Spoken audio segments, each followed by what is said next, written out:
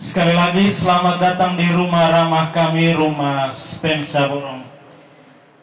Bapak Ibu narasumber, Ibu Ayu, Bapak Ibtu Sadikin, ini adalah gelar karya kami. Kami ingin di talk show ini ada sesuatu yang baru yang akan kami bawa pulang, terutama yang bisa kami buat di tahun pelajaran yang akan datang. Ya. Ibu Ayu, Mama San bilang dulu di MP1 juga.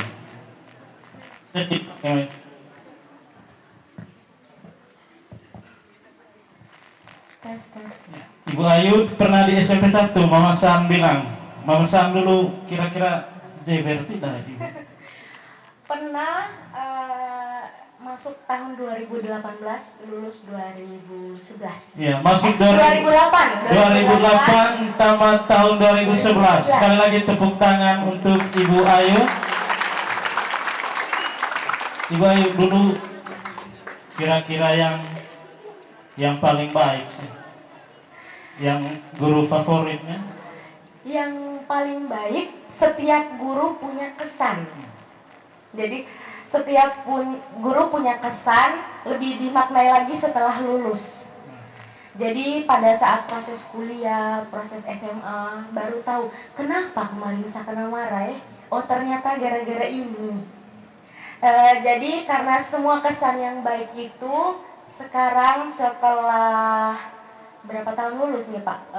12 tahun lulus.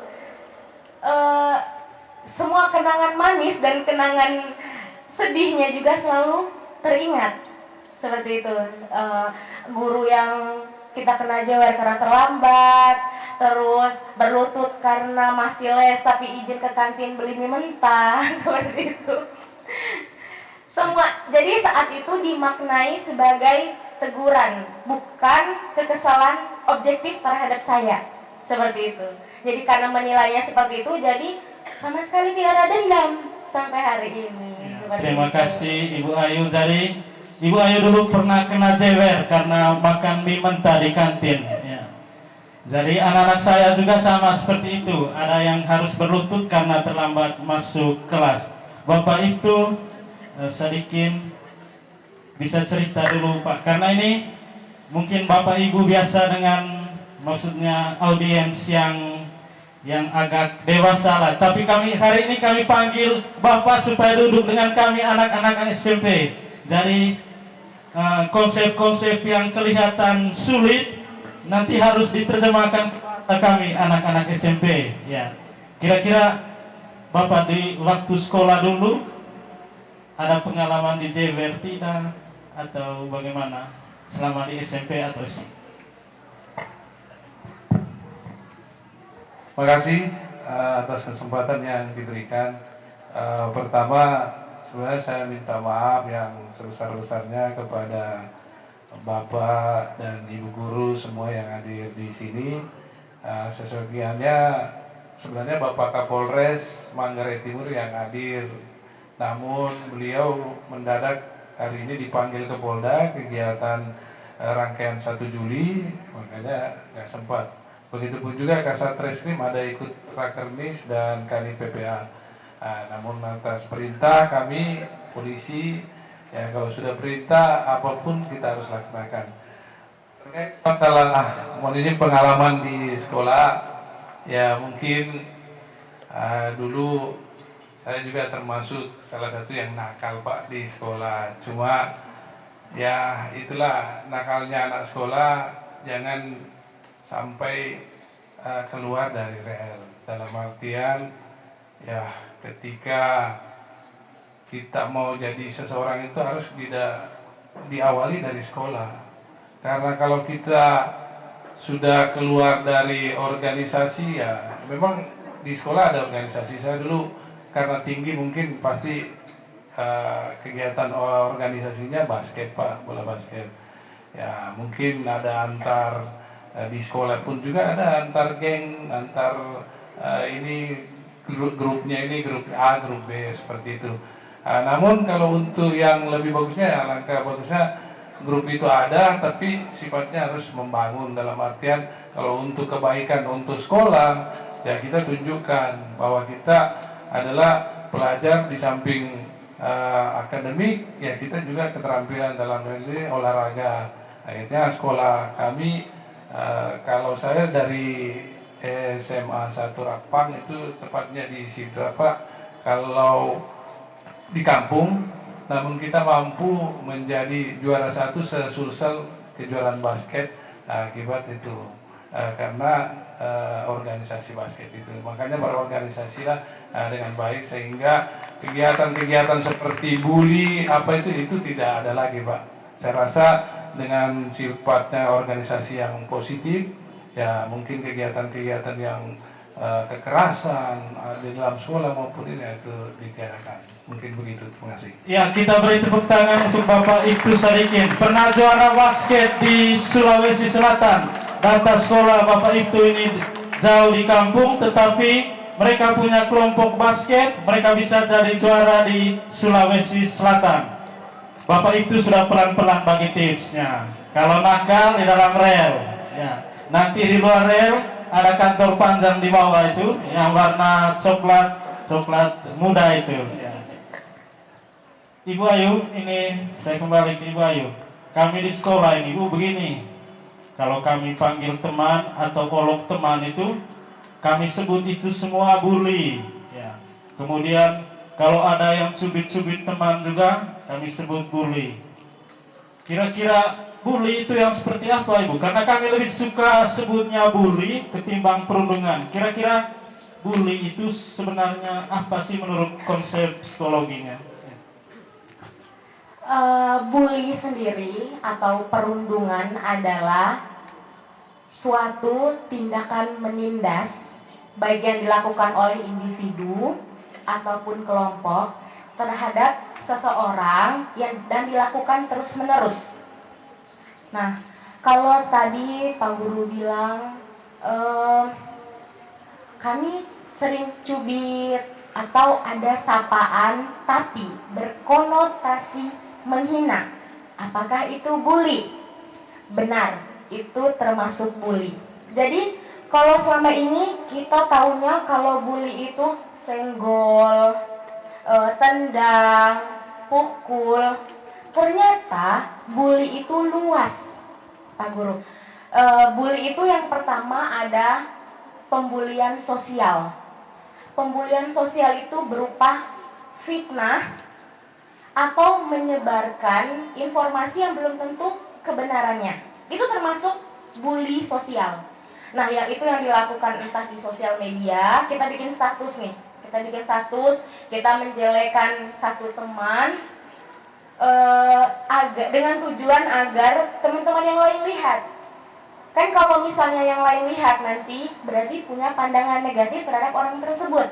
Nah, itu termasuk pembulian sosial. Yang kedua ada pembulian verbal atau dengan kata-kata yang biasanya dengan caci maki, penghinaan fisik, penghinaan tingkat ekonomi. Nah, itu termasuk pembulian. Terus yang ketiga ada pembulian fisik gitu, non verbal. Jadi seperti yang dikatakan di awal tadi, senggol, tendang, terus dengan sengaja melukai orang lain. Itu termasuk pembulian fisik. Dan yang terakhir adalah pembulian emosional atau psikologis. Nah, kalau yang ini terkadang kita tidak menyadarinya karena kita melihat ini kasat mata. Jadi kita mengancam seseorang, terus kita membuat seseorang tidak nyaman dengan entah kalimat kita atau sikap kita, itu termasuk pembulian emosional atau psikologis. Yang dampaknya mungkin tidak terlihat kalau nanti badannya biru, lebam, tapi efeknya juga ke psikologisnya. Ada perasaan cemas, khawatir, tidak percaya diri, terus juga efeknya kalau ke sekolah, teman-teman yang lain excited, oh senang ke sekolah. Tapi efek psikologis orang yang terkena bully emosional ini adalah kalau ke sekolah hadir hanya untuk ya sudah sekolah pulang, tidak excited ketemu teman, excited ketemu guru pelajaran, excited ikut kegiatan di sekolah, itu tidak. Itu efek dari bully emosional atau psikologis, begitu Pak. Saya tambah sedikit Pak. Nah, saya panggilnya teman-teman biar lebih dekat. Jadi teman-teman, kita perlu tahu jenis-jenis bullying. Kita perlu tahu kenapa. Untuk orang yang punya tendensi jadi pelaku, kalau misalnya dia ada teman tidak sengaja dia lewat, dia gait kaki, dia sudah tahu ternyata ini adalah bully fisik, ya, pembulian yang non kata-kata, tapi lebih ke melibatkan fisik. Dia sudah tahu, oh berarti berhenti. Itu orang yang punya tendensi jadi pelaku. Oh ternyata menjelek-jelekan teman di status itu termasuk bully. Jadi berhenti. Oke, sudah tahu sekarang. Nah, untuk yang punya tendensi jadi korban, kalau sudah merasa kok ini teman hina saya, kok ini teman kalau saya jalan dia senggol tanpa ada salah, kok ini teman hina-hina saya punya orang tua. Nah, berarti teman-teman menyadari kalau sedang di apa? Dibully. Jadi untuk orang yang bertendensi jadi korban harus berani melawan, berdiri, tegakkan kepala. Karena biasanya yang menjadi korban bully adalah orang yang punya ketakutan dan merasa merasa dirinya di bawah kekuasaan si pembuli. Jadi kalau orang bully kita takut, kita lemah, dia semakin. Jadi kalau kita sudah tahu kita berada dalam tendensi menjadi korban, kalau kita tidak bisa mempertegas bahwa kenapa hina saya seperti itu, dikasih pertanyaan, kalau memang dia masih melakukannya, laporkan kepada ibu guru atau orang tua. Jadi yang menjadi tendensi pelaku, stop, itu adalah pembulian. Kalau yang menjadi tendensi korban, stop, berdiri, melawan bukan pukul, tapi memberikan peringatan bahwa saya tidak bisa dibully. Seperti itu Pak Guru. Terima kasih Kakak Ayu. Bapak itu sedikit, kira-kira selama bertugas ini Bapak, ada tidak anak SMP di mana saja yang pernah berurusan dengan hukum ketika menghadapi masa selama Bapak bertugas? Oke, terima kasih Bapak dan Ibu. Untuk kejahatan bully sesuai dengan data dari rekan dari Reskrim, khususnya di PPA, itu alhamdulillah puji Tuhan sampai saat ini belum ada kejadian di Manggarai Timur. Namun kalau yang ditugas kami bukan bully Pak, tapi pelanggaran lalu lintas yang banyak yang dilakukan oleh anak-anak kita, yang terutama ke sekolah belum cukup umur dalam menggunakan kendaraan bermotor. Terus mohon maaf Pak, agak menyimpang dari tema, tapi ini juga harus saya sampaikan karena demi untuk anak-anak kita mengurangi dampak kecelakaan lalu lintas di Manggarai Timur. Ya silahkan menggunakan, khususnya anak SMP kan umurnya rata-rata masih di bawah 17 tahun. Bahkan SMA pun juga, yang kalau Undang-Undang 35 tahun 2014 yang dibilang dewasa atau sudah enggak anak 18 tahun lewat 1 hari. Sedangkan kalau Undang-Undang 35 juga ya masih di bawah 18 ya, masih anak. Namun kalau dari kami hanya memperingati karena yang disampaikan Ibu Ayu tadi, ya kenali, investigasi. Kalau kami Pak, mungkin di sekolah-sekolah juga harus ada tim ini dibentuk, tim investigasi, bagaimana melihat ciri-ciri bully yang apa. dan jenis bully yang ada di sekolah. Ya memang pada umumnya yang terjadi, yang menjadi viral itu biasanya di sekolah Pak. Kebanyakan bully. Baik yang terakhir yang mungkin terkenal, yang viral yang terjadi di BINUS, mungkin lingkungan sekolah dulu yang menyelesaikan. Ya mungkin seperti ini Pak. Terima kasih. Ya, terima kasih Bapak Ibtu Sadikin. Jadi di Manggarai Timur belum ada kasus bully yang sampai ke Polres, tetapi yang rawan terjadi itu kasus pelanggaran lalu lintas, ya, mengendarai kendaraan belum cukup umur. Tapi kami kadang begini juga Pak, anak-anak ini, ya, kalau temannya tidak pakai helm dianggap keren, ya, dianggap lebih jago. Kalau yang pakai helm ini dianggap ya masih cemen-cemen sedikit, ya. Jadi kami melihat ya pola-pola bully seperti ini berkembangnya, ya, mengakibatkan pelanggaran lain itu. Ya.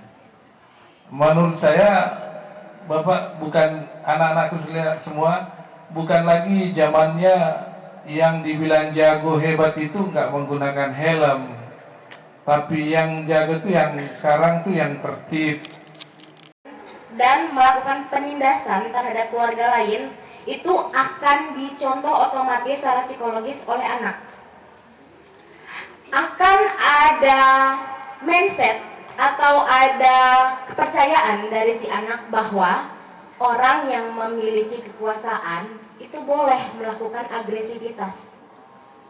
Dan agresivitas itu kalau dilakukan akan memperluas kekuasaan lagi. Nah, jadi mindset itu yang ada di dalam pikiran orang yang cenderung memilih berperilaku bully, dan itu akan terus diteruskan Pak, seperti itu. Itu yang pertama, faktor keluarga. Yang kedua adalah trauma masa lalu. Biasanya seseorang yang pernah dibully memiliki kecenderungan menjadi pembuli kalau dia tidak bisa memaintain dirinya dengan baik.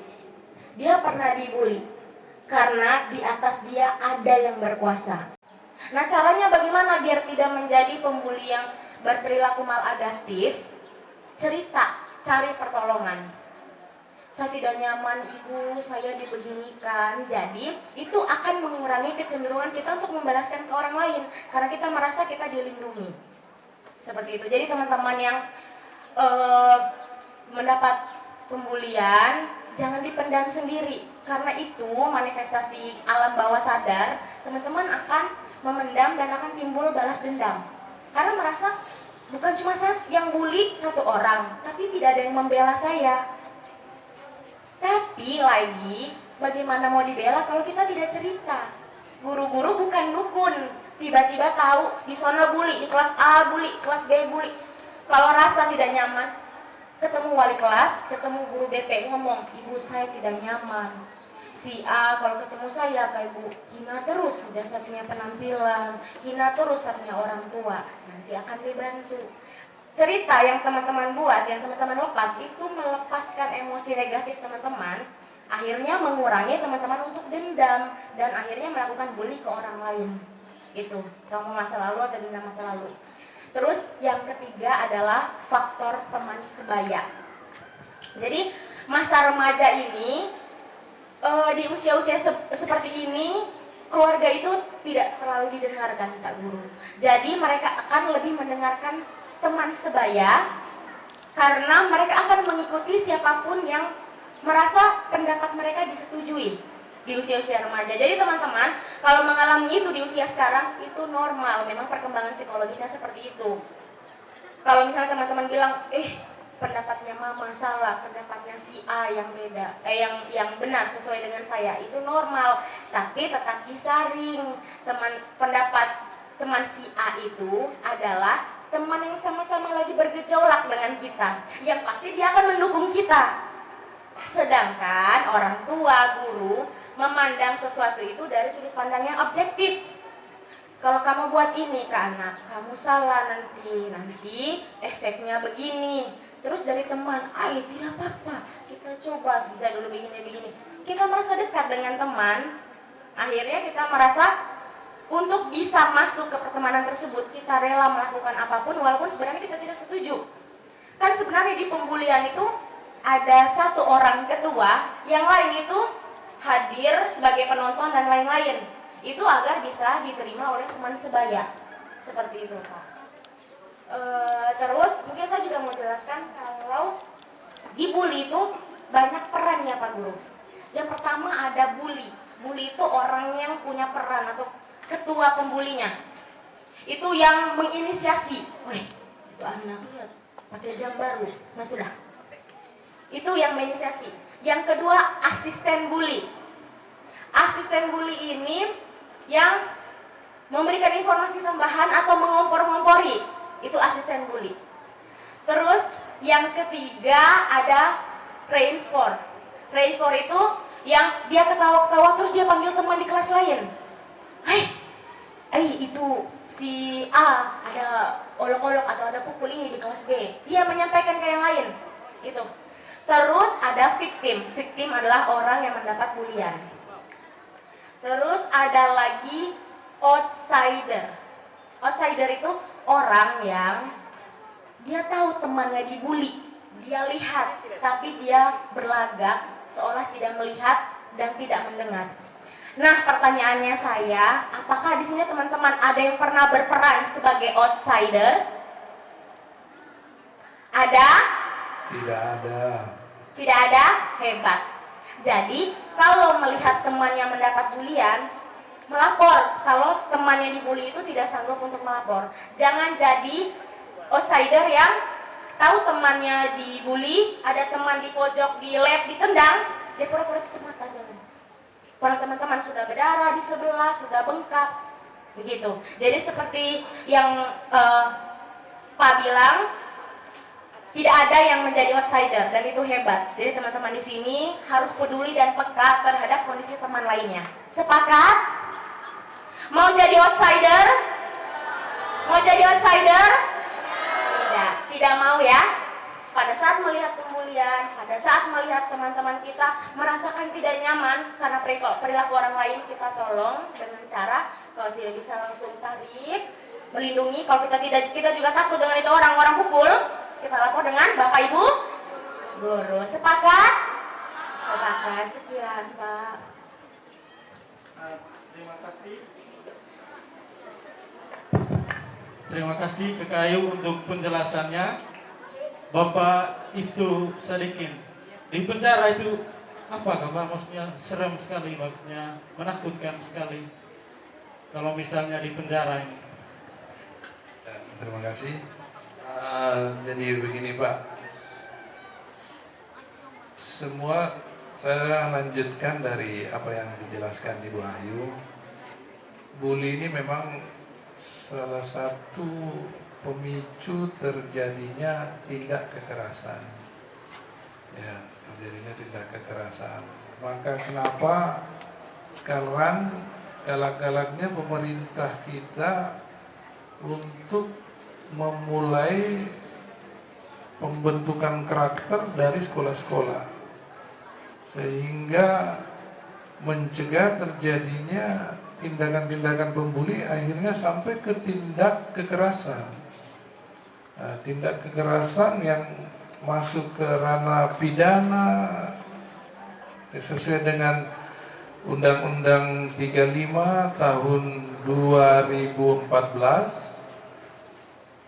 penghapusan kekerasan terhadap perempuan dan anak, pasal 76C dan pasal 9, itu negara melindungi akan jangan sampai terjadi kekerasan dalam dunia pendidikan.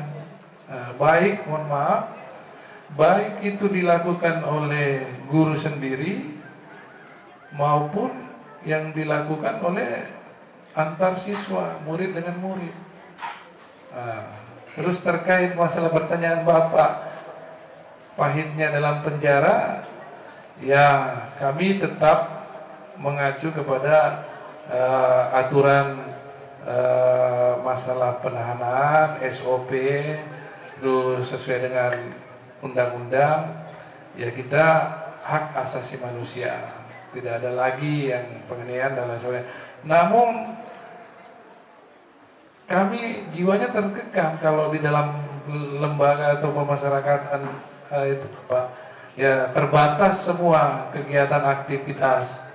Nah, terus di dalam sel itu ruangannya kecil Pak, ruangannya sempit, terus pencahayaannya kurang, terus ya makannya diatur, terus kehidupannya diatur. Ya kalau udah pagi silakan bangun jam 5 ibadah, setelah ibadah olahraga dan selain sebagainya membersihkan, ngepel dan lain sebagainya.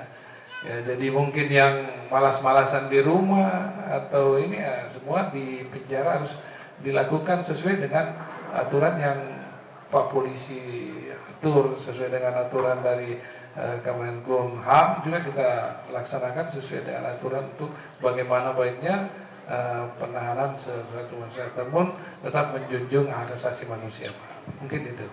Ya, bukan untuk menakuti anak-anak saya. Sudah dengar Bapak Ibtu Sadikin omong toh? Sudah dengar toh?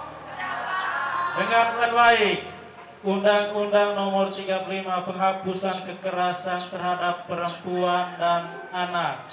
Jadi, bullying ini berpotensi untuk memicu kekerasan yang lain. Ya.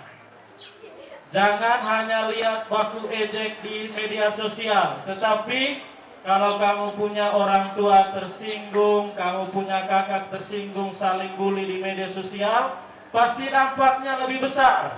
Ya. Itu makanya jangan bully, supaya jangan merambat ke kasus-kasus yang lain. Akhir-akhirnya di bawah tadi, ruangan berapa kali berapa meter, makannya diatur, ya, supaya jangan terjadi hal-hal yang tidak diinginkan. Ya. Termasuk untuk kita semua, Bapak dan Ibu guru, untuk kekerasannya tetap memperhatikan ya sekolah ramah anaknya. Jadi itu bagian yang kedua. Saya mau cek lagi dulu. Ya. Saya mau cek Bapak Ibu guru dulu. Bapak Ibu guru yang sempat hadir, karena ini proyek kita bersama. Ya. Menurut Bapak Ibu dari Kakak Ayu jelaskan, ketika siswa kita melapor terjadi bully, apa yang paling pertama kita lakukan? Hadiahnya dari saya, karena sesama guru.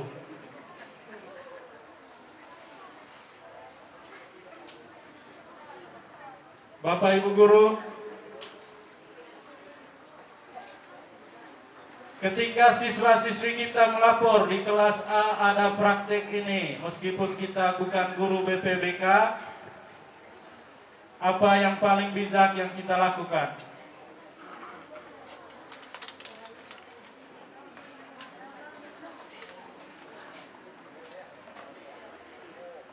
Mama Sinta,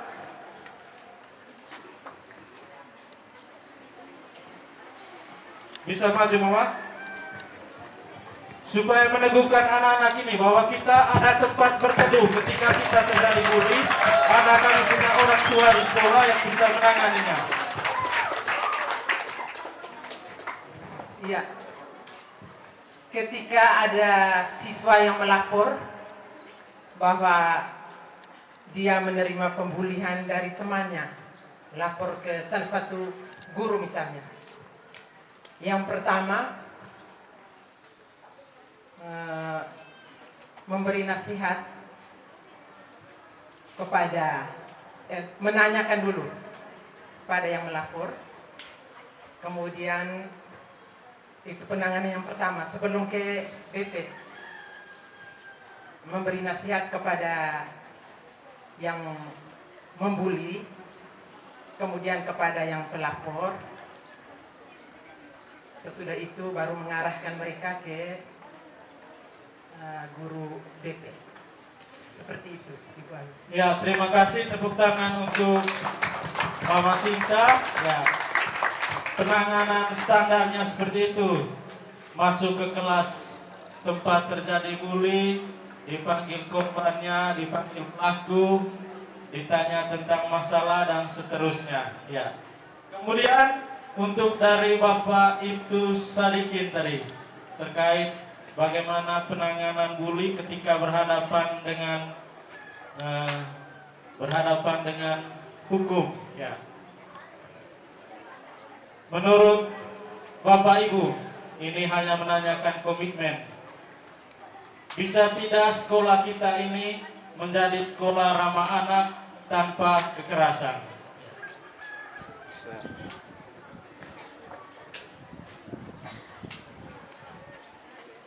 Bapak Kos.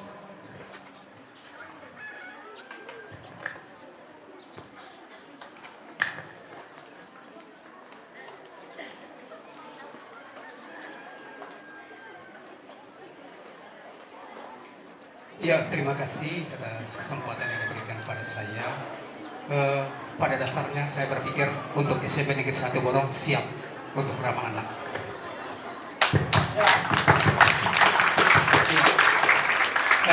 Harapannya bahwa guru bisa mendampingi, mendengarkan dengan baik apa yang disampaikan oleh anak-anak, bukan semata-mata mencari kelemahan anak, tapi mendengarkan dengan baik, kemudian kita mengarahkan dengan baik ke arah mana, sehingga penyelesaiannya bisa sesuai dengan apa yang kita harapkan.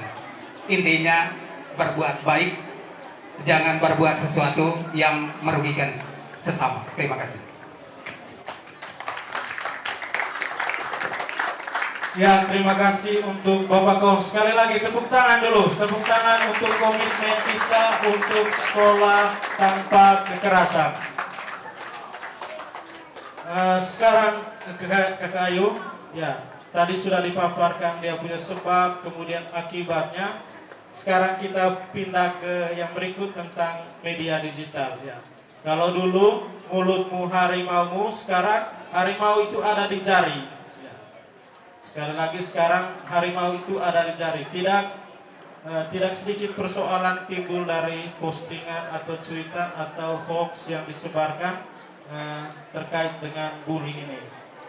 Kira-kira menurut Kakak Ayu bagaimana sih sebenarnya yang disebut dengan cyberbullying ini atau bully-bully yang di media sosial?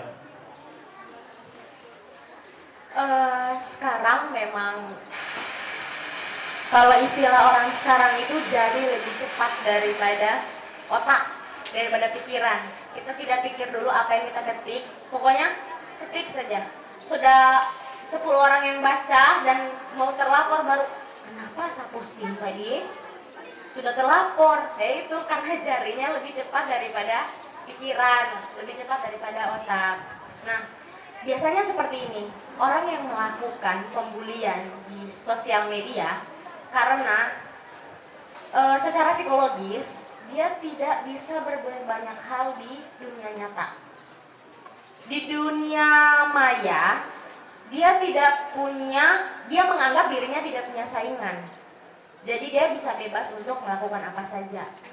Dan biasanya kalau sudah ada yang menjadi korban dan itu menyenangkan, Pak Guru, itu akan dilakukan terus-menerus. Seperti itu. Namun itu akan menciptakan karakter baru, orang-orang yang mentalnya lemah, orang-orang yang punya argumentasi tapi ngumpet, tapi sembunyi karena takut penolakan di dunia nyata. Pertanyaannya mau sampai kapan? Teman-teman terus bertumbuh, bukan cuma di SMP, SMA, lanjut lagi ke kuliah, lanjut lagi ke tes yang lain. Teman-teman harus lebih real hidup di dunia nyata. Karena apapun yang teman-teman ingin sampaikan, terkadang ada ketakutan Pak Guru. Misalnya, kalau misalnya saya menyampaikan sesuatu di dunia nyata tuh takut ada penolakan gitu. Jadi hal tersebut yang membuat orang itu berkuasa untuk mengatakan apapun di dunia maya, entah itu hal yang bersifat positif ataupun bersifat negatif. Jadi teman-teman, kehidupan kita yang sebenarnya adalah di dunia nyata. Kalau teman-teman terus terlena di dunia maya, beraninya hanya di dunia maya, teman-teman tidak benar-benar hidup. Seperti itu. Jadi itu intinya teman-teman tidak benar-benar hidup karena interaksi, makan, segala aktivitas teman-teman adalah di dunia nyata. Jadi jangan pernah merasa bangga apabila bisa menyakiti orang melalui dunia maya. Teman-teman tetap bersembunyi di balik layar. Itu ya. Jadi jangan merasa punya power di dunia maya, bisa menjalankan orang, bisa memfitnah orang, bisa menyebarkan isu-isu yang belum tentu kebenarannya. Walaupun juga sudah diketahui kebenarannya, kita tidak punya hak untuk menyebarkan berita apapun tentang orang lain. Seperti itu. Jadi jangan sampai jari kita lebih cepat daripada otak kita, daripada pikiran kita, daripada perasaan kita. Seperti itu, Pak Guru. Ya, terima kasih. Jadi pesannya jelas dari Kakak Ayu, jangan bersembunyi di dunia maya. Kita hidup tetap di dunia nyata. Karena yang rajin bully di dunia maya, itu sebenarnya dia menyembunyikan sesuatu. Takut penolakan di dunia nyata, dia hantam di Facebook, di TikTok, di apa lagi, Instagram, ya, dan seterusnya.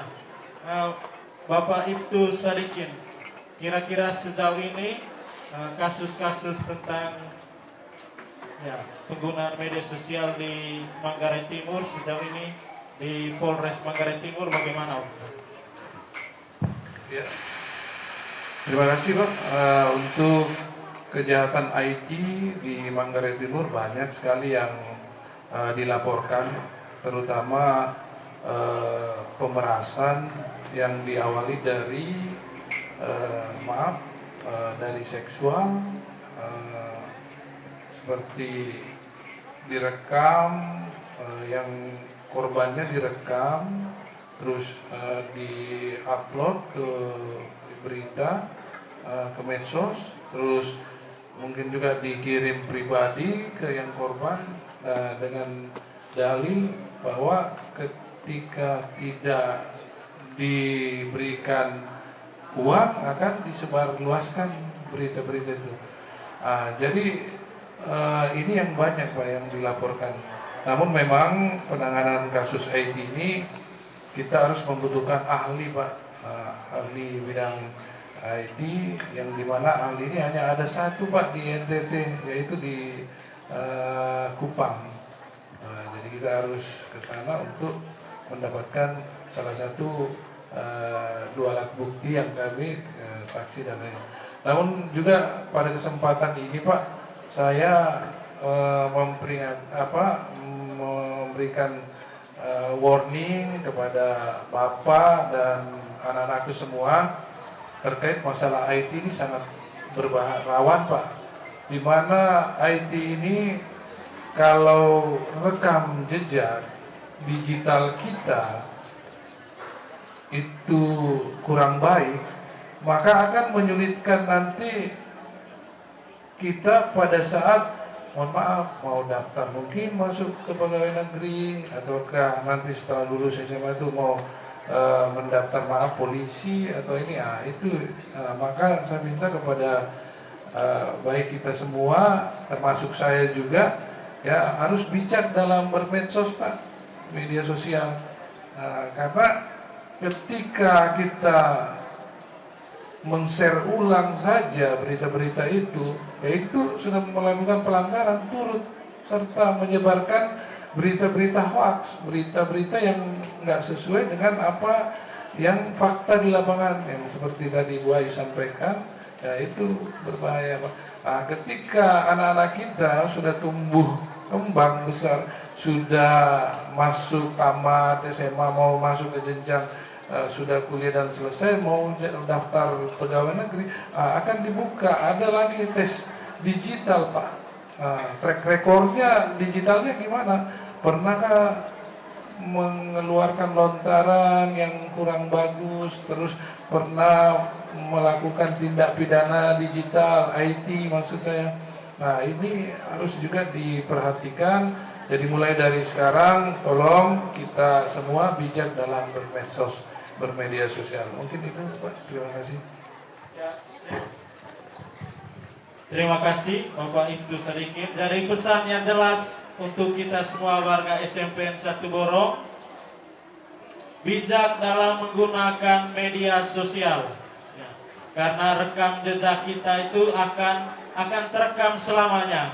Begitu kamu nanti mau tes polisi atau tes apa saja setelah tamat SMA, nanti akan diminta itu semua. Kamu punya track di kamu punya media itu.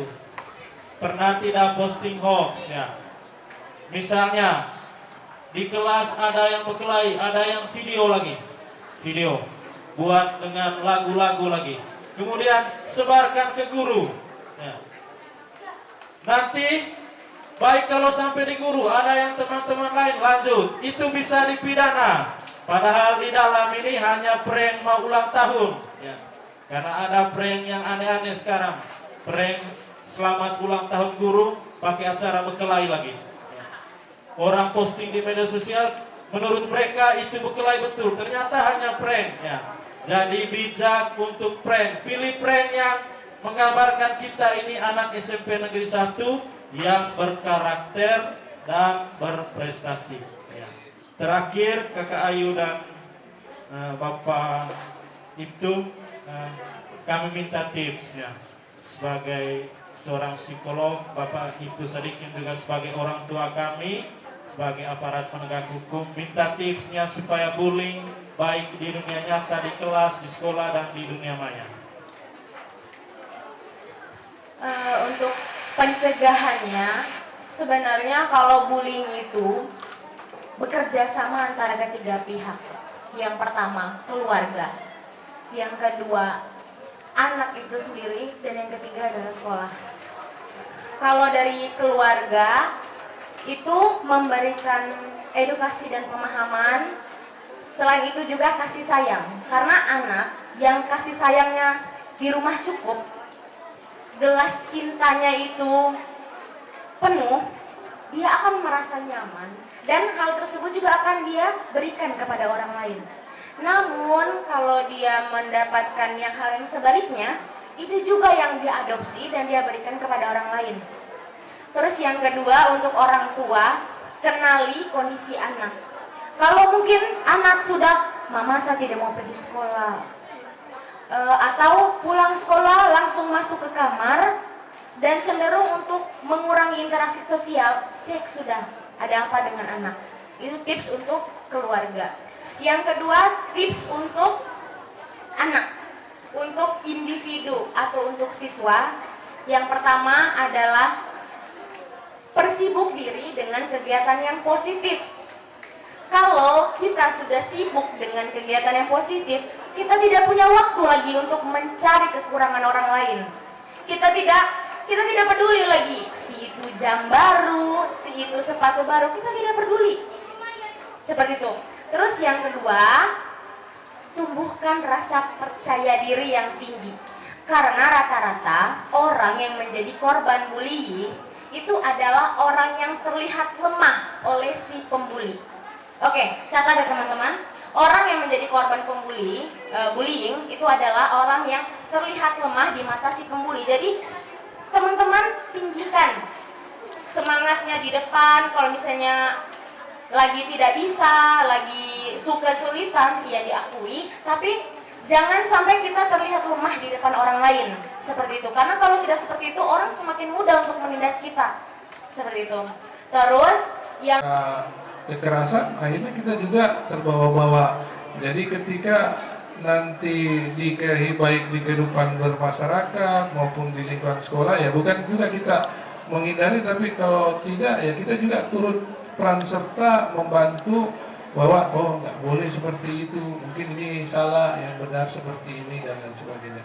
Nah, mungkin itu dari saya tips ya, dimanapun kita berada, lingkungan apapun ya, kita jangan juga terbawa, tapi kita bisa menjadi sebagai motivator di situ sehingga mencegah hal-hal yang terkait masalah bully, kekerasan di lingkungan sekolah. Mungkin ini Pak. Terima kasih.